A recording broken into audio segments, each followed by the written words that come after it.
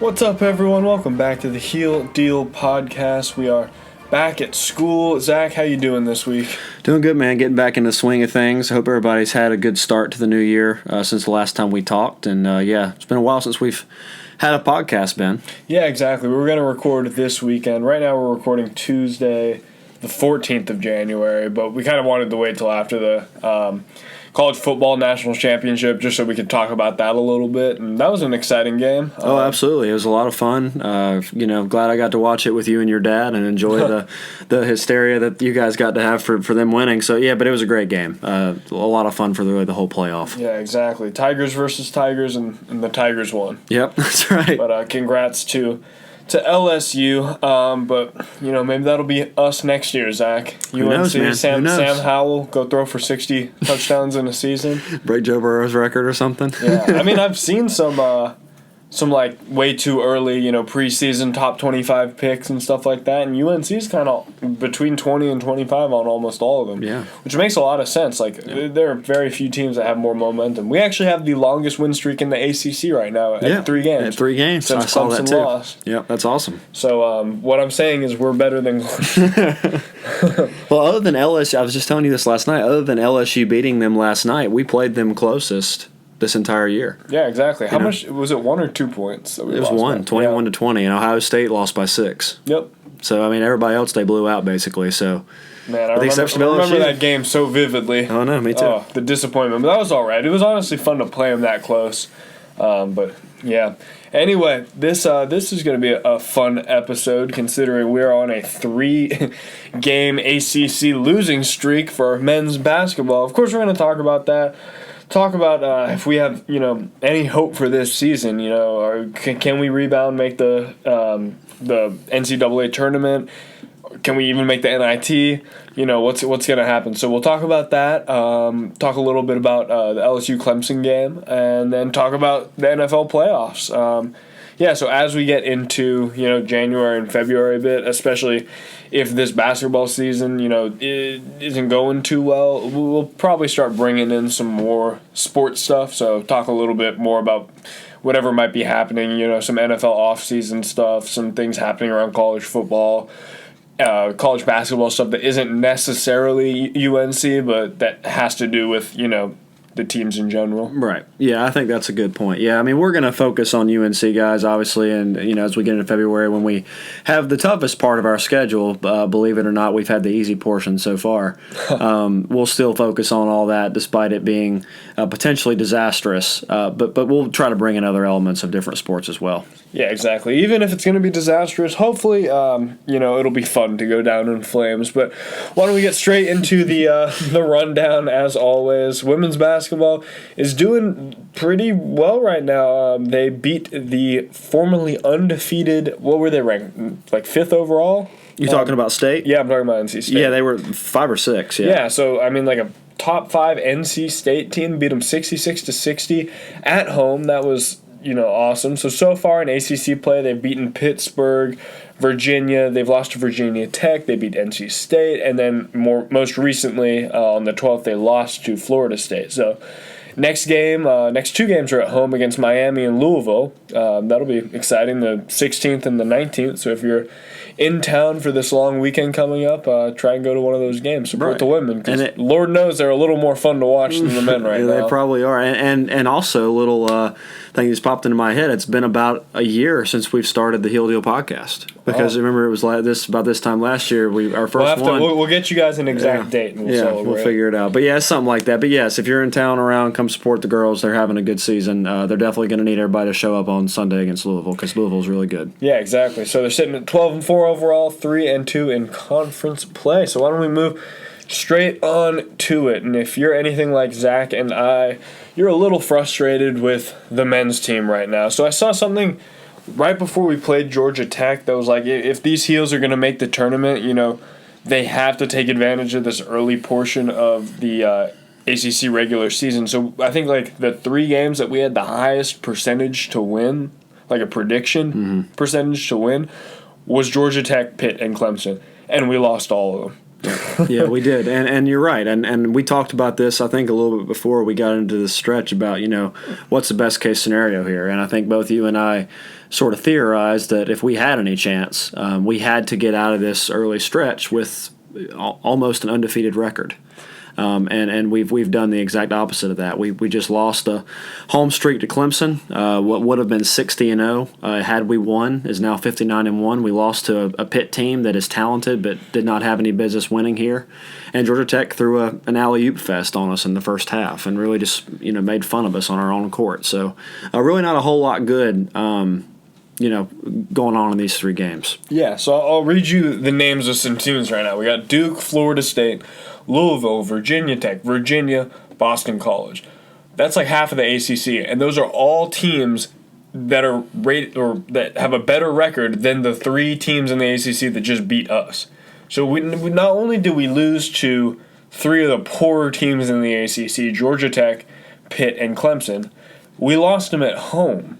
Which those are 3 home games we're never going to get back. So if we can't beat Pitt at home, what are the chances we're going to beat Pitt this coming, is that a Thursday? It's Saturday. Saturday, yeah. Yeah. At Pitt. It's frustrating. Those were 3 games that it's tough to say this early in the season, but were must-wins, I guess. Mm-hmm. Yeah. We have it's been a while since it feels like we played a competitive game, but really our only quality win is over Oregon, they were ranked 11 then. I think they're around top 5 right now. Yeah, they're even higher now, but that's the only quality win, and I can't even remember, how on earth did this team beat that Oregon team? And then I remember, Cole was playing well. Right. I'm pretty sure Armando had a great game then. But this team is it's just not working right now. But what are some of the specific things that you're seeing, Zach, as to why this team's not meshing? All right, well, I just don't think we have anyone that can make a play. And I know that sounds really simple, but you're watching these games this year, and particularly this last 3-game stretch, and the coaching is there, maybe minus what Roy said he forgot to do against Clemson. But the coaching is there. We're finding lanes to the basket to get okay shots. We're moving the ball really well. Guys are getting one-on-one matchups that they should be able to win. There's been countless times where there's been a forward or a guard that's ended up on Garrison Brooks or Armando down low, and we've either gotten it to them or we haven't been able to. And even if we have gotten it down there to them, we just haven't been able to make a play. You can draw up the perfect plays, you can draw up the perfect scheme, whatever, in whatever sport you're talking about. But if you don't have people that can go out there and execute it and make shots and, just play basketball, it's not going to matter, It's just not going to matter. So I think that's really where we're at. Obviously missing Cole hurts. He's a big-time playmaker. I think guys that, Jeremiah Francis didn't play against Clemson. He's been probably a little bit banged up all the time he's been out there. So, guys are coming in and out. That doesn't help it by any means. We lost Anthony Harris. That certainly killed us. But I think, Ben, what it comes down, at least to me, is we just don't have people that can create their own shot, that can make a play on their own when they need to. And it's starting to show because most of these teams, even if they're not as good as we are as a unit, they have guys that are able to do that, and that's why they're winning these games. Yeah, exactly. If you just look at our team last year, we had a point guard who was a playmaker, and we have a point guard who's a playmaker once Cole Anthony is healthy again. I think the biggest difference is in the play of our wings. Last year we had Cam Johnson, who was he just played fantastically, and we had Luke May, who could stretch the floor but also play on the inside. Even Leaky seems like he hasn't taken that much of a developmental step. He was injured for a lot of last season, but he hasn't really shown anything new. And this season going into it was so contingent, and I don't think we realized just how important this was. But it was so contingent on how these wings can play. We know we have talent in the front court. Garrison and Armando have been playing fairly well. They're inconsistent, but right. Fairly well. They're the strength of this team. Cole Anthony is a good scorer and a good distributor, but we have nobody who can stretch a team, who can clear out the paint. We don't have a Cam Johnson. It's those grad transfers, Christian Keeling and Justin Pierce. Man, if those two players were really good, if they were averaging 10+ points a game, shooting just over 40% from the field, this would be a completely different team. But they're not. They're essentially ineffective at all. Now Christian Keeling, he went from the starter at the beginning of the season to getting barely even 10 minutes a game. I mean, the game we were at, which one was that most recently? You didn't come to Clemson. I think you came to Pitt. Yeah, I think it was Pitt. But, Christian Keeling did not come into that game until there was about 4 minutes left in the first half. And I remember, nudging you and pointing that out. So it's just goes to show how ineffective he's been. And the fact is he's hurt the team when he's been on the court. Yeah, I mean, you basically hit on everything that I've been thinking too, Ben. I mean, you talked about last year how we had guys that could make plays. 4 out of the 5 people on the floor last year in the starting lineup, excluding Garrison, could get their own shot. Luke could, Cam could, Kobe certainly could, and even Kenny Williams could if he had to. And then because all 4 of them could, Garrison got so many one-on-one matchups that even sometimes he could create his own shot because it was just him and whoever else they had.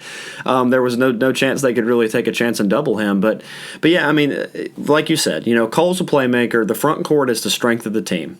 But I think where I went wrong in predicting that this team would be a top-tier team by the end of the year, and I know we're not at the end of the year yet, guys, so technically I can't make this jump yet, but I'm just going to go ahead and say I don't think we're going to be a top-tier team this year.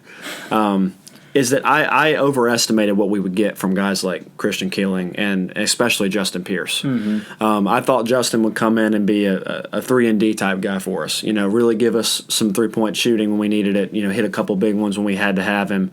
And then I thought Christian would be a lot better with driving downhill and getting to the basket. But what it's turned out that we've gotten are these guys that are coming in basically at freshman caliber that have no experience in our system and are playing tentative and at times scared. And that doesn't give us anything. That doesn't give us anything. And then because Leaky hasn't taken a step, Brandon's been trying his best, but he's just not the raw talent that some of the guys we've had in the past have been. He's doing everything he can, but he just doesn't have quite that skill level that you would need to be the team's number one option from the wing. Yeah, I mean, I don't think it's a stretch to say that Keeling and Pierce, I legitimately do not think they would have seen the court if they were on last year's team. I don't think that a lot of these guys. We had bench guys. Yeah, we had bench guys who brought more production than either of these two, and it's not knocks on these guys. I'm not trying to point them out specifically, but it's just tough. They wouldn't be on the court if they if we had any more depth. But right now it looks like, especially if Jeremiah Francis does not suit up for this next game against Pitt, we might have I think I saw it on Twitter, 6 or 7 scholarship players who can actually suit up right now. Yeah, and you're talking about last year, these guys wouldn't get a lot of playing time. I mean, I think about years past where they probably would end up getting cut. I mean, where the teams were even better than last year's team. Last year's team was a really, really good one, but I mean, the 2015-16 team where we lost to Villanova, I mean, a lot of these guys wouldn't even made the cut for that entire roster. Yeah. So it's just a full paradigm shift in how UNC basketball has gotten into January and really gotten into the meat of the schedule, and it's something we're not used to seeing. Obviously, it sucks. None of us wanted this to happen. None of us really saw this happening. I don't think really anyone predicted us to be, 500 in the middle of January. But I mean, here we are. So I think the team right now, the message from Roy is we just have to keep doing everything in our power to get better. We don't need to, go try to do anything differently dramatically and start a whole new identity to try to save the season or something like that. Chances are we're not going to make the tournament now. I know you and I talked about this before, but I remember telling you when we were going into that Pittsburgh game, I was thinking we can't lose this one. If we lose this one, and then I didn't even think about Clemson, but if we lose to Pitt after just losing to Georgia Tech, I don't think we can really get into the tournament because I think there's tier 3 teams in the bracketology world of things, and Clemson I know is a tier 3 team. So you can't have those losses at home to tier 3 teams. Of course, assuming that we're not going to get any wins on the road at tier 1 teams later in the year. Yeah, exactly. Sure, yeah, we didn't even consider the fact that Clemson could be a loss. You just take the streak for granted. 59-0 in Chapel Hill, or 0-59 if you're looking at it from Clemson's perspective. And man, I almost I was watching the game. You were at the game. I almost went to my room to just start cleaning some stuff up and have the game on in the background because I thought we had it in the bag with a few minutes left. Yeah. And then we just absolutely imploded. We looked like a team that was trying to tank for like a better draft pick. Right. But again, that's not how it works in college. So. Yeah, it's like I told you, just embarrassing. Andrew and I, one of our other roommates, we were talking sitting there up 10 points with 2 minutes to go. Like, okay, do you want to head out with like 30 seconds to go if we're still up by like, 10 points or something like that just so we can beat the crowd? And then we turn around and not even 5 minutes later in real time, we're basically up by like 2 or 3 or tied. And it's like, how did we get here? and yes, we should have fouled at the end.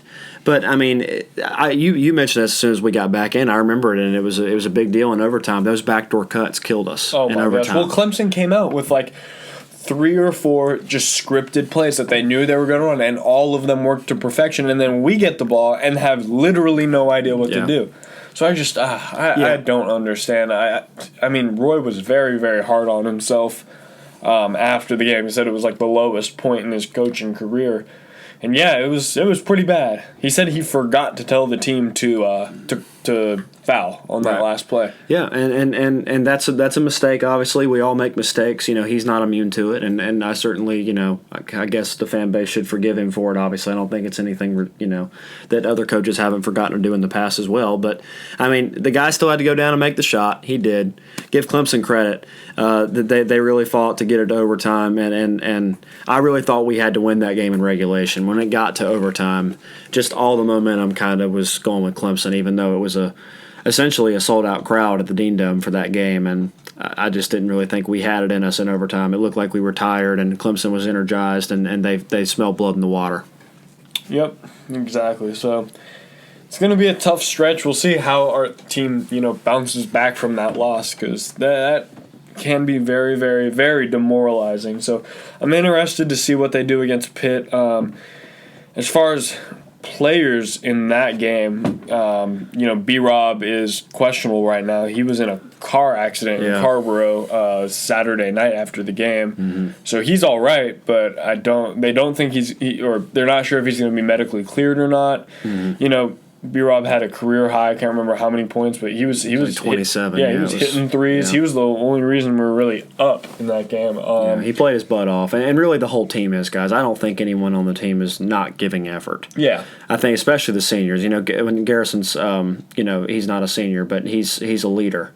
And he realizes that he's got to be a leader. And I think he's really trying his best. But it's like I said earlier, he and Brandon and really all the other upperclassmen, really everybody on the court, just doesn't have the ability this year that we're used to in years past, and the ability to compete with the competition enough to win. And that's unfortunate, but it's what we're dealing with. Yep, exactly. Well said. So, I mean, we'll cover the next couple games next week. Right. But it's a tough season. It's a rebuilding year. No team is going to be amazing forever. So you just got to keep in mind a lot of new recruits coming in next year. Our guys are going to get some more experience. So we'll get through this together. But why don't we move off this depressing topic? What did you think about last night's game, LSU versus Clemson? It was a heck of a football game. I was very excited for it. Like I said, I was glad I got to watch it with you and your family, you guys being LSU people, at least your dad. So it was a lot of fun. Clemson came in with a really good game plan, and I know we talked about that off air a bunch, but they came in with a defensive game plan. We're going to play 3 down linemen, 1 linebacker, and 7 defensive backs, and we're going to basically move all these people around in chaotic looks and stun a bunch and crisscross people and this, that, or the other, drop down some defensive linemen into coverage occasionally and replace them with safeties and just all this different type of exotic blitzes that really you don't see as much in college because, quite frankly, a lot of college teams don't have the ability to do that at a high level enough to where it's effective. But they came out with a good game plan. They hit LSU early. They got out of that 17-7 lead. But LSU proved why they're the best team in the country this year, that they stuck with what they were doing. They didn't make any crazy adjustments that they didn't need to. They understood that they just had to figure out what Clemson was giving them, go through their playbook, figure out what worked best, and then start attacking it. And they did that, and their defense rose to the level they needed to keep Clemson off the board there late. So it was a complete win for the LSU Tigers. Sorry.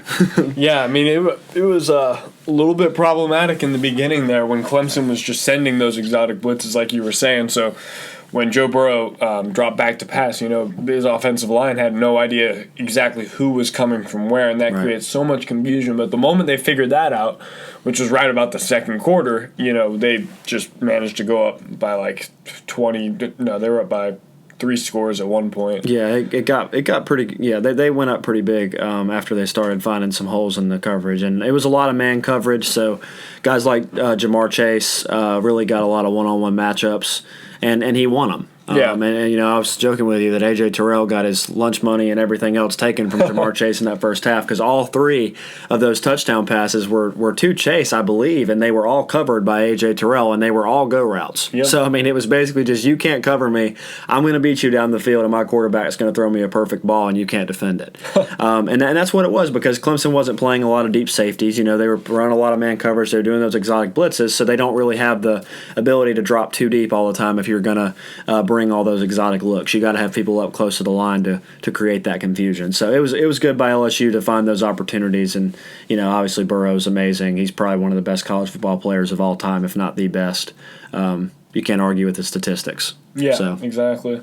So I'm gonna miss watching him play on Saturdays, but he'll be going to the Bengals. All signs are pointing towards that with the number 1 pick. It's looking like it. Yep. But yeah, LSU likely won't be as good as they were this year. Next year, we have to bring in Miles Brennan as their second string, who's probably going to be the starter at quarterback. But this Clemson team, they're going to retain a fair bit, and they got so many young guys. Like as soon as some guys graduate, T. Higgins will go, Etienne will go. Trevor Lawrence will stay. But they got Justin Ross back next year. Yeah, exactly. They just teams like that, like Clemson and Alabama generally. As soon as one person leaves, another person even better just takes their spot. It's kind of ridiculous. So Clemson is still definitely the team to beat in the ACC. And so, man, the Tar Heels have to set their sights on that. We don't have them in the regular season, but we'll have them in the ACC championship if we play well enough and make it. We can only hope. When's the last year we were in the ACC championship? It was 2015. Yeah. It was the only time we won the Coastal Division. And we won. We lost to South Carolina in the first game in Charlotte that year on a stupid play by Marquise Williams, the quarterback. And then we ran the entire table. Yep. We won every game on the schedule, and then won the Coastal. Went to Charlotte to play Deshaun Watson and Clemson, and played them tough. It went down to that. It was an onside kick that I know a lot of you guys, if you're remembering what I'm talking about right now, you're thinking about how bad of a call that was and how much it looked like the College Football Playoff Committee wanted Clemson in the game instead of us come the playoffs. But, yeah, we got it down to an onside kick, and we competed with them the whole way. Really, we compete with them every time we play with them. Yeah. We've beaten them at times, back before they became what they are now. They played it, seemed to me like it was more often than they do nowadays. But yeah, it's always a good matchup when we get together with them. Exactly. So let's hope we have a matchup with them next year. I hope so. But they're going to be number 1. I don't have any doubt about it. Absolutely. Their recruiting class coming in is, I think, one of the highest rated recruiting classes of all time. And I'm not kidding. I think they have more people coming in now than really anyone ever has ever. And you pair that with Trevor Lawrence that's angry about how last night went, and some guys they already have there. The defensive line that was young this year is a year older. So Clemson's probably going to be the team to beat next year, guys, without a doubt. Yeah, exactly. I would be absolutely shocked if it wasn't Clemson at number 1, then Ohio State at number 2, considering Ohio State brings back Justin Fields. Right. They'll be up there. I don't think there's any question. But the biggest question is, where are these Tar Heels going to be? And as the offseason progresses, we'll get a better idea about that. But as it stands right now, man, I would be shocked if we weren't in the top 25. Especially after the beatdown we put on Temple. Like, that is such a statement win. Yeah. And we won 5 more games in Mac Brown's first season, and we have the best recruiting class we've had in, a decade coming in. Mm-hmm. Man, you just cannot say enough. I remember when it was announced that we're bringing in Mac Brown, a lot of people, and I was thinking this in the back of my head, he's, probably a little bit washed up. I'd rather hire a younger guy who can bring in, just a more innovative offense and defense. Yeah, I was a little concerned, but man, Mac is He's shown why he's a national championship winning coach. Right, and why he's in the Hall of Fame as well. And I think, Mac's qualities, guys, and you may agree or disagree with me on this, but as a football coach, you have to be able to do multiple things, especially at this level. I think the things that Mac does best is he recruits well, and he's a great motivator. Mm-hmm. And he's a great he understands people, and he knows how to relate to kids. Even though he's older than most coaches in the league now, he still has a way of making these kids feel like he really cares about them, and he understands what they're going through. And that's the big thing there. But I don't think he's ever really been a great X and O's guy. Even when he was at Texas, he had to have really good coordinators, and he's relying on really, really good coordinators right now. Most specifically, Jay Bateman. I think Phil Longo is great as well, but Jay Bateman, what he was able to do with our defense this year to keep us afloat at times. It's with all the monumental. It's just unbelievable what he was able to do to keep us afloat in games like Clemson. Yeah, exactly. How did we hold them to 21? It's just like, but anyway, yeah. Mac's a great coach. I'm glad we have him, but I think that his ability to motivate people and recruit is really where we're starting to see this change come in. Well, dude, just think about how important, in hindsight, him convincing. Why am I forgetting our quarterback's Sam name? Howell. I don't know why that was it's weird. It's okay. Convincing Sam Howell to flip from Florida State. Like that in itself, I'm pretty sure that probably won us like 3 to 4 games. We would have probably been pretty bad if we didn't have someone who could run Jay Bateman's or Phil Longo's offense. Right. That consists a lot of taking those deep shots to Daz and Diame. Like, we have the perfect receivers for that. We have the perfect quarterback for that, man. Yeah. Interesting to see how our offensive line is going to go, but all signs are pointing up. I'm super excited. I know you are. Yeah, I'm not worried about the offense, guys. This team's going to put up a lot of points on just about everybody they play. My only concern for this, and we'll talk about as we get closer in the spring, Ben, but is the defense, the big pieces we do lose. That's really what worries me, is that we've got to have guys that are young that are able to step in and hold their own at times when the offense isn't able to score maybe as much as like 55 like on Temple, But it'll be exciting. I'm looking forward to it. Yeah, exactly. Let's move on to the last little piece, NFL playoffs. 4 teams left. This weekend's the NFC and AFC championship game. So we got Titans, Chiefs, and Packers, 49ers. Who do you like out of those 4 teams, man? I just want to say, last time we recorded, guys, everybody was in it, and Ben and I had bad weekends that first weekend with the Saints and Patriots. But it is what it is. But right now, I think I think the best football team from top to bottom that is in this Final Four right now is probably the Chiefs. I hate to say that because I'm not really a big Chiefs fan, but I think they have a prolific offense. Their defense is so much improved based off what it was last year. Even if you watch that first quarter on Sunday, you're thinking, "What the hell are you talking about?" But yeah, they really are much improved. I think that they'll probably end up beating Tennessee. Tennessee's had a great run here. They've done something that no one thought they would do in beating Baltimore and really New England. They handled Baltimore. Yeah, they beat them up too, and they did it exactly how you'd expect them to, right? They kept it on the ground. They controlled the clock, and they really gave Lamar Jackson enough to think about where he wasn't able to put up a lot of points. And then on the NFC side, you got the 49ers and Packers. You got to like Aaron Rodgers in games like this. He's been there before. I think the 49ers have an overall better team, though. I think that the 49ers will have to lose a turnover battle or something like that to lose this one at home. I think that right now they have more momentum within their own fan base than anybody. Yeah, I agree with you there, especially the Chiefs and Titans game. Even if the Titans can run it down their throats and they can score, I honestly feel like the Chiefs' offense is just clicking right now, especially after putting up 51 points last game. Yeah. I just think anytime the Titans can score, the Chiefs will score, and I think the Chiefs will score more than more frequently than the Titans. I just don't think the Titans will be able to match it unless something goes very, very wrong. Right. And on the other side of the ball, Aaron Rodgers has not had that great of a season. I'll give it to him. He had a good game last game against Seattle. He had really good ball placement. Devontae Adams played really well, but I still think the Packers are a weak 13-3 team. They're here after getting a bye and then playing an inconsistent Seattle team. I hate the 49ers. I want that to be known, but I think the 49ers are going to absolutely rail the Packers. Okay. Quote me on that. I do think the Chiefs will get past the Titans, so I think it's going to be a 49ers-Chiefs Super Bowl. I agree with you. I think that's actually going to be very, very exciting. There's a very offensively oriented team in the Chiefs versus a more defensive oriented team in the 49ers. I think it's going to be good. Yeah, it'll be good. And I agree with you on who's going to win those games. I think Chiefs will win probably about 2 scores or maybe even 3 on the Titans by the end of it. But I don't think the Packers will get railed. I think it'll be relatively close, but I think the 49ers will end up winning that game. And, but one real quick thing about the Packers, Aaron Rodgers, he hadn't had to play great this year. The defense has been really good, and they've actually had a running game worth a damn. Yeah, exactly. So, they've been getting some real good pressure with their defensive line. But if it comes down to it Sunday where they have to have a drive, you can guarantee he'll be the one with the ball in his hands and all that stuff this year when they rely on the running game. If they've got to have a drive where he has to be great, I guarantee you it'll take a lot for the 49ers to stop him because he's still just a human computer back there. So I do think the only way that the Packers are going to beat the 49ers is if it becomes a defensive game. Because Jimmy Garoppolo, he hasn't. I don't know if he's thrown. He definitely didn't throw for over 200 yards in the last game. He threw for less than 150, I'm pretty sure, which means they succeeded without him having to sling the ball a bunch. Mm-hmm.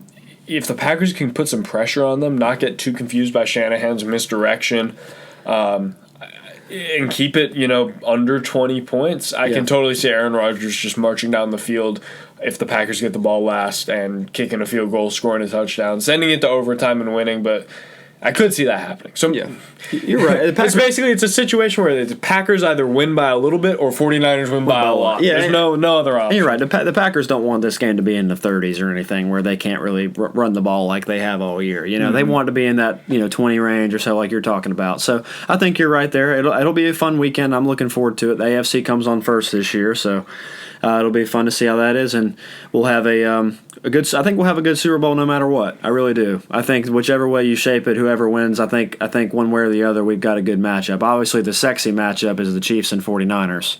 But even if it was Titans and Packers, I think it would still be a good matchup. So yeah, exactly. Man, I honestly feel like I saw like a conspiracy theory. It's like the NFL's 100th birthday. Chiefs and Packers were the very first Super Bowl. Yeah, they were. There was a little bit of a controversial spot in the Packers game, so who knows? But there's a controversial everything nowadays with refereeing. You almost have to plan for getting screwed these days. There's always going to be something that happens that probably shouldn't have when it comes to the referees. So yeah, exactly. Just part of the game now. I mean, that might be even like something that we can debate once these seasons end. Yeah, we can talk about it. Yeah, sure. Oh, but anyway, that just about wraps it up. Of course, next week we'll know who's going to the Super Bowl. We'll give you guys our picks. We'll see, if our basketball team makes a miraculous turnaround, get some road victories. But as always, it's been your hosts, Ben and Zach at the Heel Deal Podcast.